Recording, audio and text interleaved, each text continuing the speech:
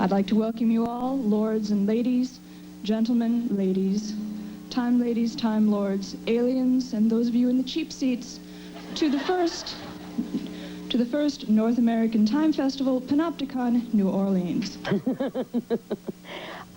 It took altogether approximately 2 years to get this on the road. It started with, once we had the idea we wanted to do it and we got the bid for it, the first thing we tried to do was think of a theme.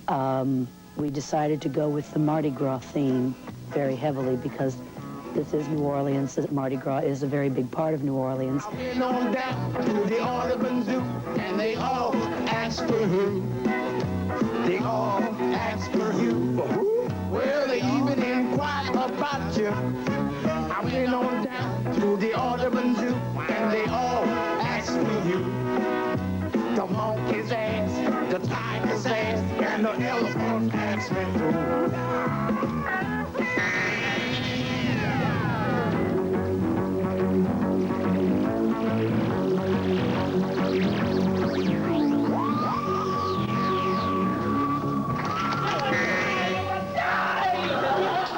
This bit of lunacy is known as a con, in this case a panopticon. What it is a gathering of fans, short for fanatics, of a British television program called Doctor Who. According to Webster, to be panoptic is to include everything visible in one view, and at an assemblage of this nature, that most definitely is the case. When one combines this rather striking plumage and the attendant affection for celebration with the city of New Orleans, the result is a marriage made, well, in space. You do have a permanent address, sir? No, Sergeant, we're travelers. I see. Persons of no fixed abode. No, we do have an abode.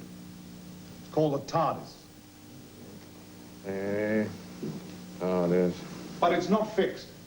This is the key to it all, a BBC-produced program called Doctor Who, featuring a character known simply as the Doctor.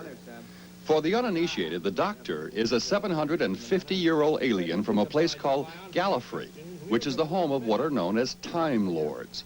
The Doctor, who has a body temperature of 60 degrees and 2 hearts, travels uninhibited through time and space battling evil in what is called a time and relative dimensions and space machine, or TARDIS for short, which, on the outside, is a police call box. John Nathan Turner is the producer of Doctor Who.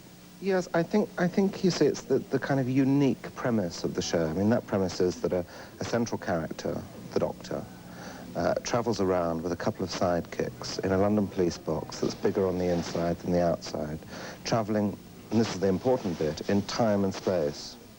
And that gives to writers, directors, producers, and indeed the actors, the most wide-open canvas to paint on. While the premise of Doctor Who has provided the canvas, it is the actors that have filled it. It is the character of the Doctor that is the focal point of both the series and the adoration of fans.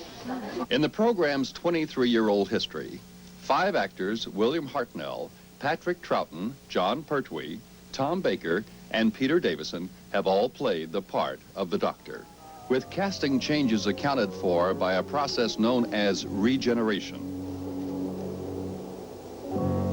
I would compare it as a cross between... Doctor? Robin Hood. Sherlock Holmes is quite good. King Arthur. But the moment has been prepared for. The Watcher. So he was the Doctor all the time.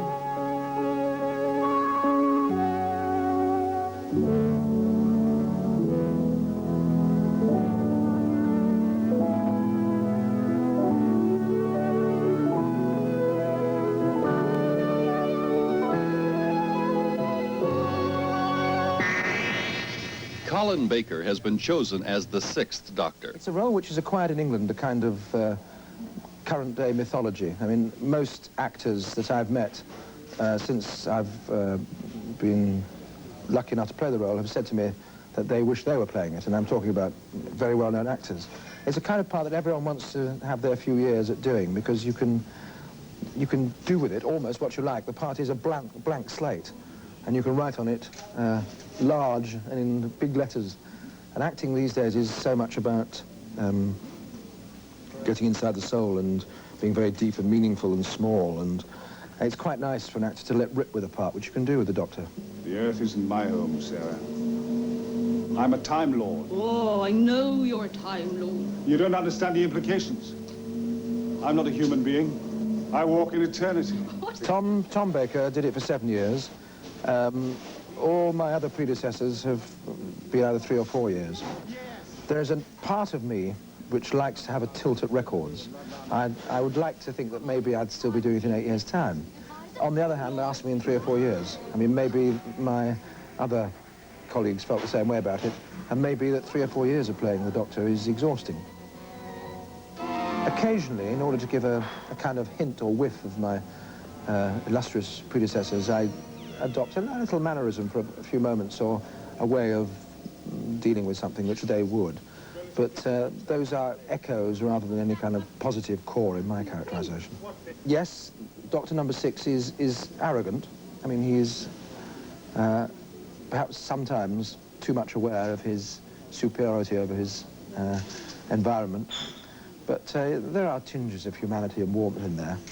I was quite anxious when I took the part that it was quite clear that this gentleman came from a place called Gallifrey, which is not just outside London or just outside New Orleans. It's somewhere a good deal further away, where perhaps the way of behaving might be a way that could be misinterpreted just outside New Orleans or just outside London. And just because he can be brusque or quite harsh sometimes doesn't mean to say that his hearts, and I use the plural advisedly, aren't in the right place. I'm doing a little research into ESP. While the Doctor always commands center stage, the supporting cast in Doctor Who is important as well.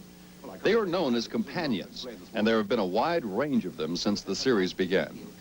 Another consistent character throughout the history of Doctor Who has been that of the Brigadier. The Brigadier is the perfect foil for the Doctor, a sort of Watson to the Doctor's Holmes.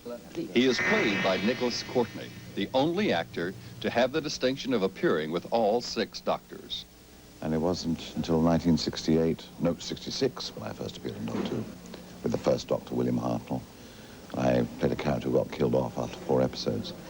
And the director, who was very responsible for this part, who died last year, Douglas Camfield, then asked me to do another one with Patrick Troughton, which was a one-off 4-part story involving the Yeti.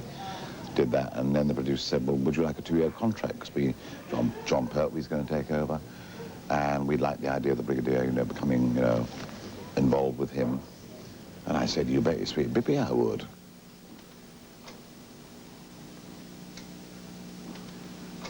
He was long-suffering, the Brigadier. He saw these regenerations, saw the changes, had to, be faced by a new Doctor, and sort of became resigned to the fact that there were going to be new Doctors. But he was on the side of the angels, the Brigadier, I hope.